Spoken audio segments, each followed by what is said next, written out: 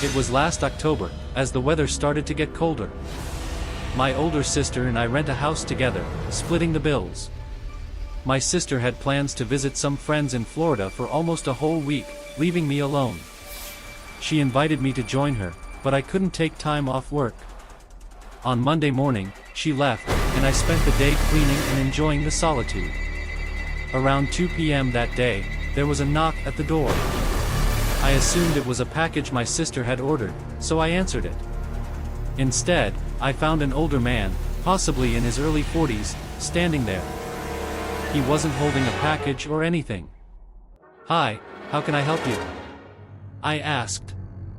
The man stared at me for an unsettling amount of time before responding, "Oh, I just wanted to see who lived here. Sorry to bother you." He smiled and nodded, then walked away. It was strange, but I brushed it off and went back to my day. The rest of the evening was uneventful, and I thought nothing more of the encounter. However, the next day, after returning from work around 6 p.m., there was another knock at the door.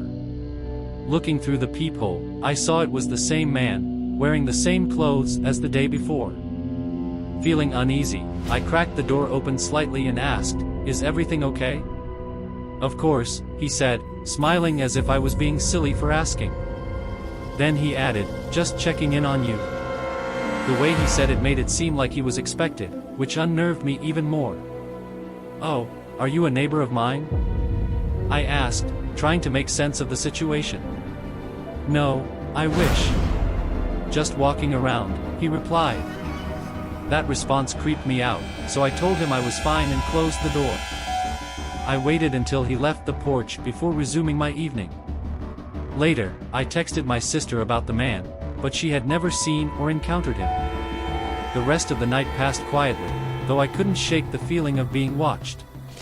The following day, there was no sign of him, and I began to think it was just a random, albeit creepy, encounter. On the last day of my sister's trip, I spent the day inside, reading and watching YouTube. Around 8 p.m., while watching TV, I heard a scraping noise outside. It sounded like a stick being dragged along the siding of the house. Alarmed, I opened the blinds and saw the bush under the window shaking. I faintly heard footsteps running away but couldn't see anything in the dark. My stomach churned with fear. I called my sister, trying to explain what was happening, but I was talking too fast for her to understand. Midway through the call, there was a loud knock at the door. The man was back, calling out for me to let him in. He claimed to be injured and kept apologizing, making excuses for being outside my house. His knocking grew louder and more desperate. My sister urged me to call 911, which I did. The man continued banging on the door for 5 agonizing minutes before finally leaving. The police arrived shortly after, but they couldn't find him. What the man wanted or how long he had been stalking me remained a mystery. Thankfully, I haven't seen him since. It was 4:02 a.m., New Year's morning, and I had just gotten an Uber home after a night of partying. I wasn't completely plastered but was definitely tipsy, with a pounding headache. After fumbling with my keys for what felt like an eternity, I finally got inside, tossed my belongings on the floor, took some ibuprofen, and collapsed on the couch. I was too exhausted to care about much else and just laid there with my eyes closed, trying to drift off. Suddenly, the doorbell rang. It rang several times, but I didn't get up to answer. I was too drained to think about it. Whoever was at the door eventually stopped, and surprisingly, I managed to fall asleep. When I woke up, it was still dark. Groggy and disoriented, I got up to get a glass of water when I noticed a streak of light on the wall. The front door was partially open, letting in moonlight. Panic set in. Had I forgotten to close the door in my drunken state? Before I could investigate further, I heard footsteps upstairs. My heart dropped. There were 2 sets of footsteps, moving steadily. Frozen in fear, I ducked behind the couch, hoping they wouldn't find me. The footsteps moved to the stairs, paused, then the front door shut, cutting off the light. "All right, let's get on with it," a man's voice said.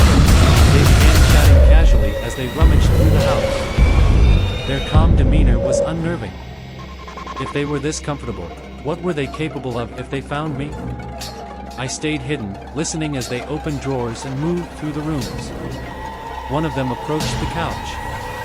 His head came into view, but he seemed to be looking at the cushions and didn't notice me. He moved on to another room.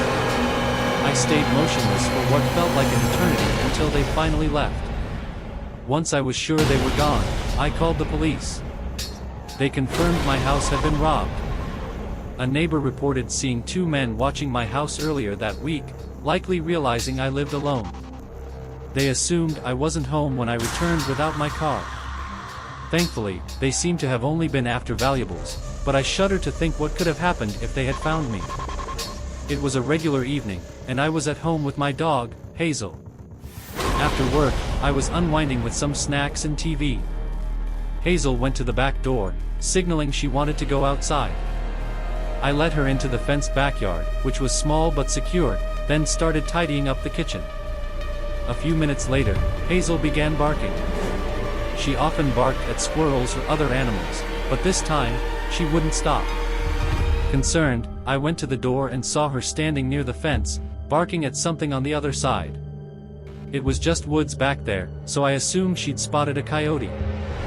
I called her inside to be safe. Usually, Hazel would settle on the couch with me, but that night, she stayed on high alert, staring at the back door. I tried to get her to relax, but she remained fixated. Shrugging it off, I went to bed around 10:30 p.m. Hazel typically slept on my bed or her dog bed in the corner, but I always left the bedroom door slightly open so she could access her food and water. In the middle of the night, I woke up to find the bedroom door wide open, much more than I had left it. Hazel wasn't in the room. I listened carefully but didn't hear her nails clicking on the floor or the sound of her eating.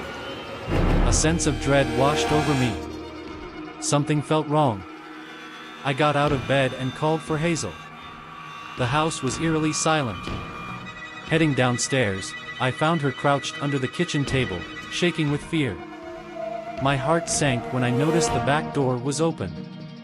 Panic set in as I realized someone had been inside. I grabbed Hazel, ran out the back gate, and went to a neighbor's house. The police arrived and searched the house, but found no one. There were shoe prints around the property, some even leading upstairs.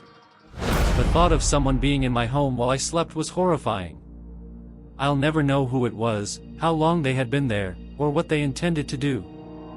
All I can do is hope it was a one-time incident and that they never return. Thanks for tuning in to Creepy Gaze, where the shadows hold secrets and the unknown comes to light. Until next time, stay curious, and stay cautious.